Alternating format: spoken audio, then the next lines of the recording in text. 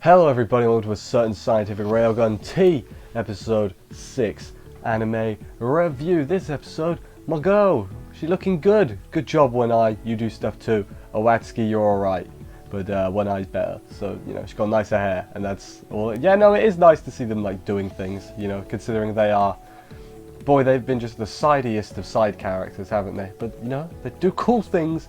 If this is all we get, this is all we get. They do cool things one episode.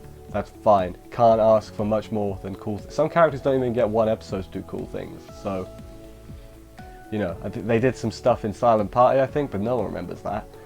Anyway, let's jump straight into the episode and see the moment of glory in all its glory.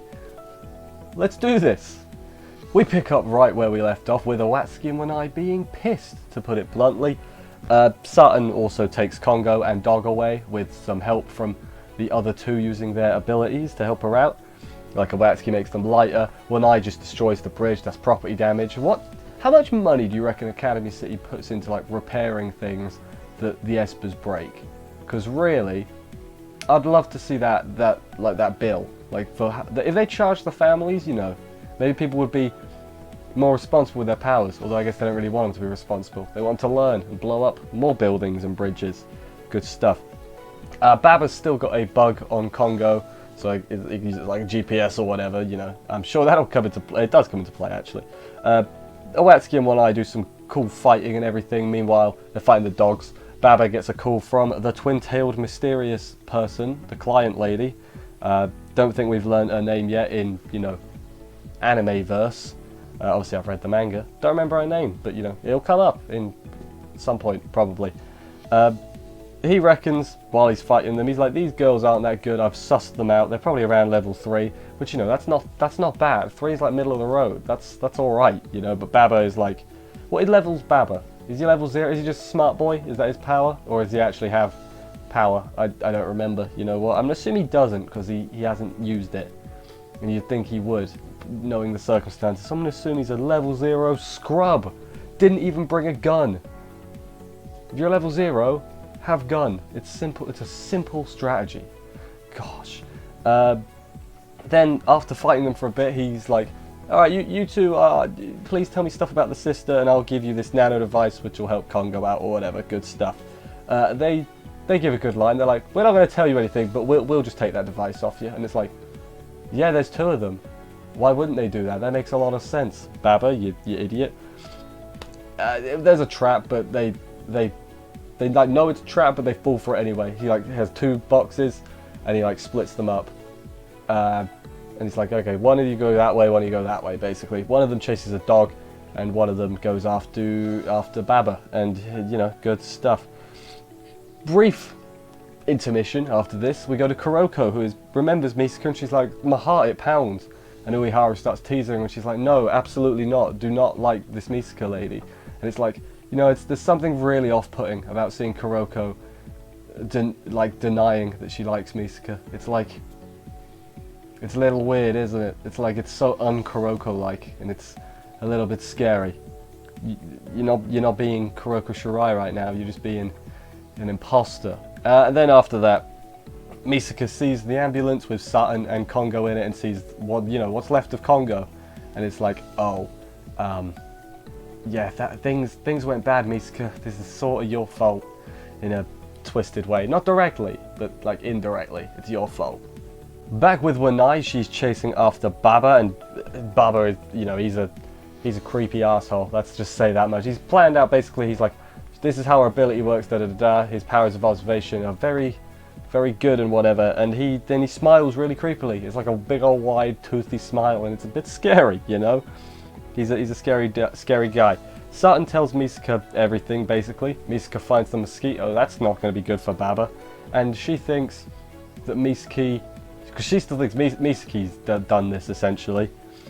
She still thinks everything's her fault. So yeah, then to get out of being watched, she just basically says, I will kill you if you get in my way. Or she says, you're going to have to kill me to stop me. Which I take that as, I'm going to kill you. I'm willing to get through you any means necessary.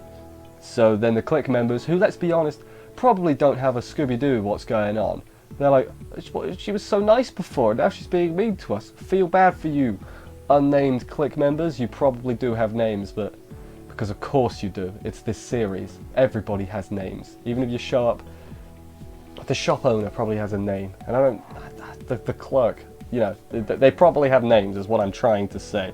Misaka just, you know, goes past, very angrily looking. They do that thing where they don't show her eyes. That's how you know she's angry.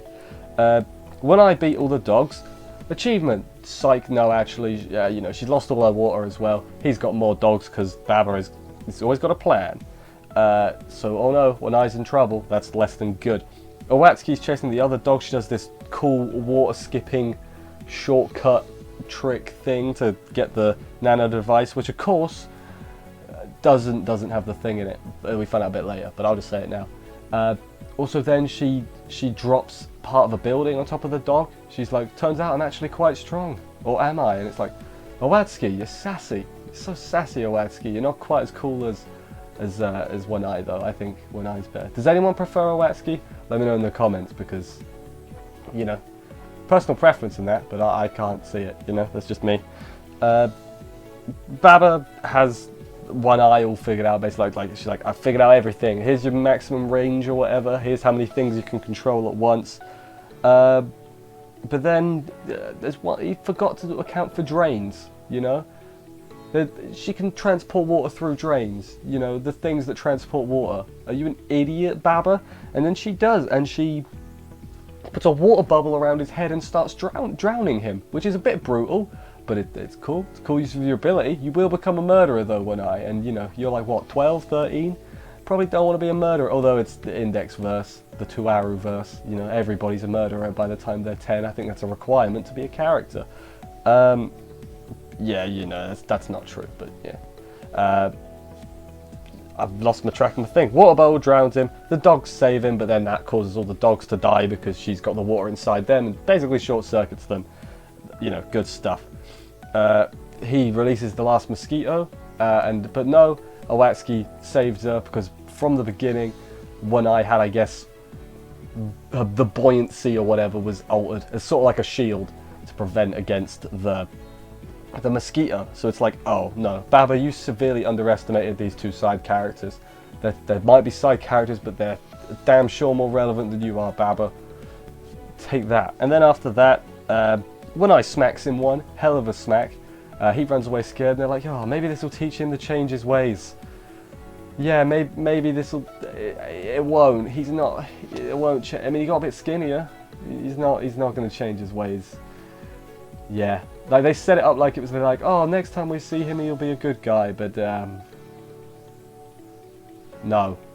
So Baba then unleashes a giant mantis robot and then starts saying lewd things about Awatsuki and Wannai and about the bad things he was going to do to them. I'm like, you die now, Baba. Like that's a bad thing to say. You know, you were just misguided before. They thought you could change, and now look at you. You're just being animal.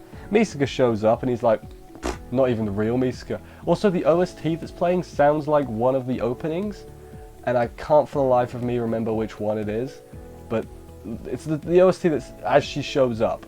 It like sounds like the start of one of the openings, and I can't think which one it is. I don't think it's this one, like this season's opening, one of the previous ones. Am I the only one that if I'm the only one that thinks that, let me know, because you know I thought it was.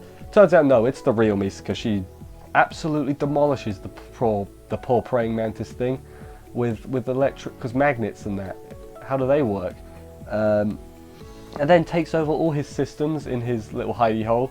And then basically threatens him and says, if I see one of your robots again, you are dead, my dude. Don't be doing that. And Baba, I'm pretty sure Baba probably pisses himself. But, you know, to be fair, I would too. But she says, like, I'm not going to kick your ass because you might be being controlled by Misaki, basically. And it's like, oh, you're so wrong, Misaka. But, you know, it could go either way.